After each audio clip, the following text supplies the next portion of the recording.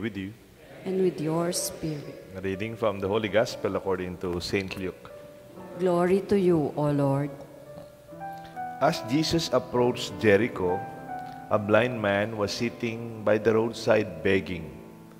And hearing a crowd going by, he inquired what was happening. And they told him, Jesus of Nazareth is passing by.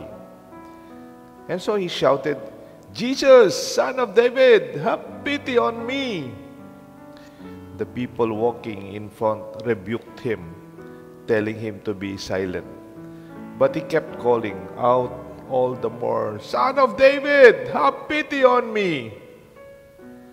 Then Jesus stopped and ordered that he be brought to him.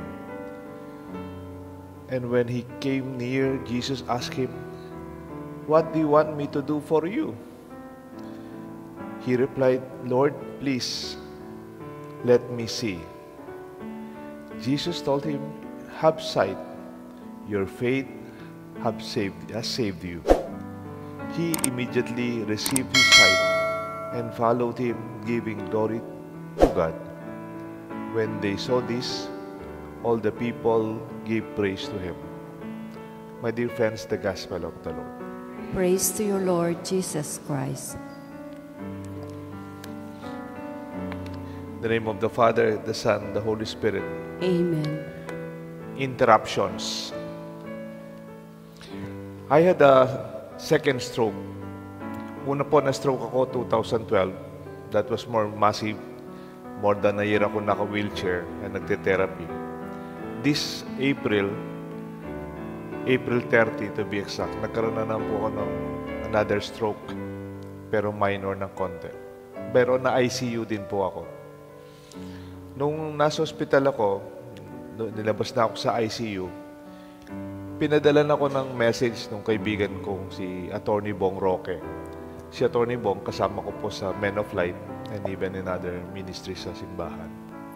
Sabi po ni Attorney Bong Roque, Among, I really believe, Mika, divine interruption. Divine interruption mo, parakeka, will take it as a temporary forced leave of absence. For you have to take an overdue break and rest. Pangadida kayo po, Bong. Ikamingan po, Barangay Roque. When Barangay Roque, yung Roque family. Eda kayo man po apasyalan, huling kailangan niyo pong magpainawa. Please know that we love you dearly.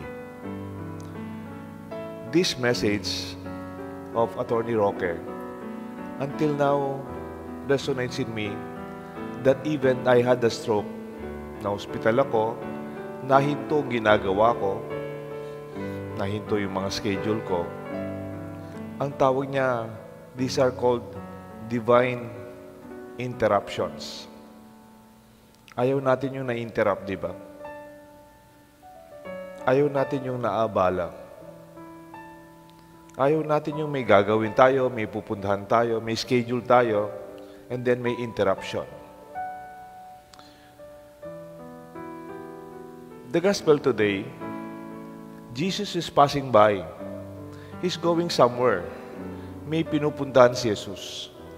But a blind man in Jericho, nung nalaman niyang si Jesus yung dumadaan, sumigaw ng sumigaw, Jesus, Son of David, have pity on me.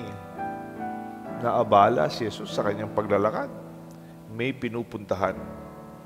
Pero may tumatawag along the way.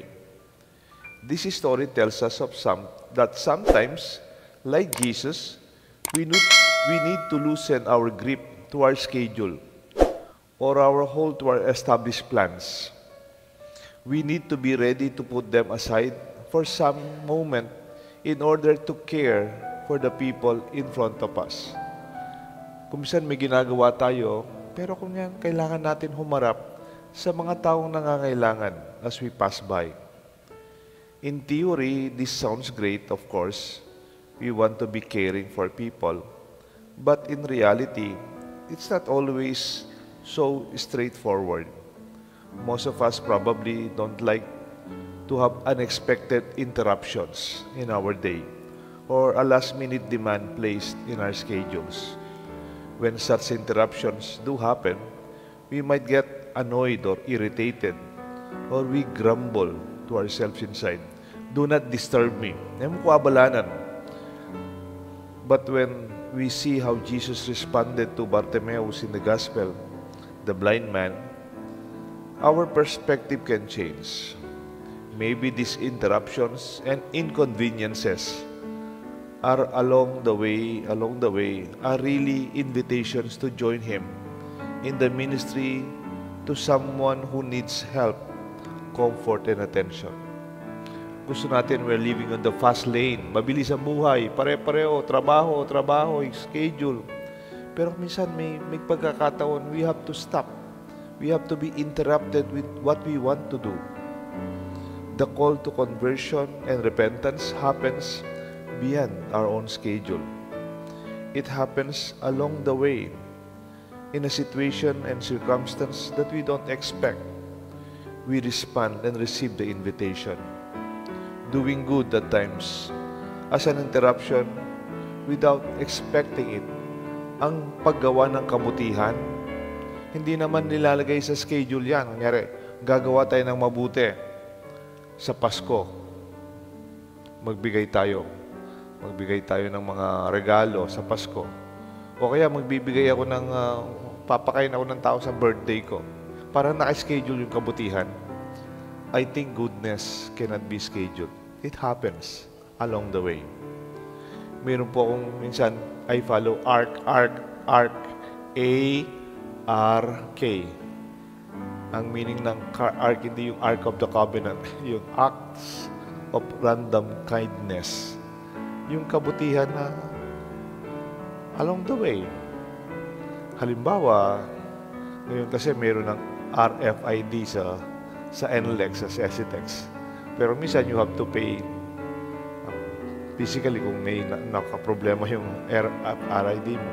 Yung nagsiserve doon, you can say, "Hello, thank you, good morning." Then they'll be surprised because mga tao doon nagmamadali lahat eh. O sa mga security guard na dinaanan ninyo, tumulong sa inyo sa supermarket, can you say thank you? Can you even say to them, "Good morning"? Wala naman sa schedule yan, pero kindness is something natural. Minsan meron akong kilala dahil nagtatrabaho po ako sa eskwelahan. Yung trabaho ko sa school, penance. Marami akong kilalang nagtatrabaho sa bangko to deal in behalf of the school. Meron po isang manager ng bangko, napaka-busy. Yung manager sa bangko yun, busy. Makita ko, sasabihin lang yung pakay niya, tapos alis na. Always on the run, from one schedule to another. Mamalagwaya mo pong mamalagwa. Miyapak sabihan masalese other than the business. Makuha nakuha mo, tigpabungpunta lang.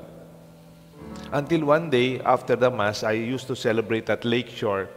More than 10 years po ako nagmimisa sa Lakeshore during Sunday, 10:30 morning.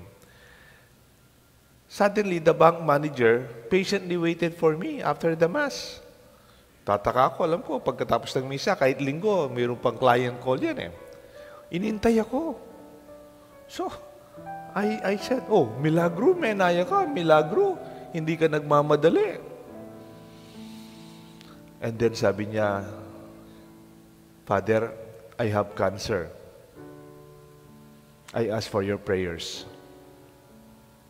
She was interrupted. May gulo yung schedule na. And busy. She has to face something more basic. Her own survival. Everything stopped. Everything was reoriented towards resting and healing. We are too busy at sometimes. I am busy. Do not disturb me. But there are times we cannot insist our plans, our will, our appointments, and our schedules. Like for instance, illness. It is an interruption. Do you know when it will come? You don't know when it will come. You cannot schedule it with a calendar. You cannot schedule a stroke. Sino po sa inyo yung na-stroke? Tapos, ni-schedule ko po yung stroke ko sa Sabadong umaga, hindi ako busy. No. Or a heart attack. Sinong nagka-schedule ng heart attack sa Sunday afternoon na lang po, yung hindi ako busy? Or a cancer to come. It is also true for our loved ones. Hindi lang sa sarili mo, ganun din para sa mahal nyo sa buhay. Pag nangyari ito sa apo mo, sa magulang mo, sa asawa mo, sa mga anak mo, everything must stop. Jesus is stuck. He was going somewhere, but a blind man was asking for his healing, and he did so. You are interrupted, and it's beyond your choice and beyond your control. You drop everything and face your illness, all the illness of your loved ones. Did you know that death, yung kamatayan, is the greatest interruption? When you die, walang schedule po yan. The Lord will take your life. You can be very busy. It does not matter. Kahit na mayaman ka, kahit na sino ka, when that death comes, it simply interrupts everything. It will stop your journey. It will never be the same anymore for you and for the rest of your family. We're not always able to be flexible with our schedule or with our will.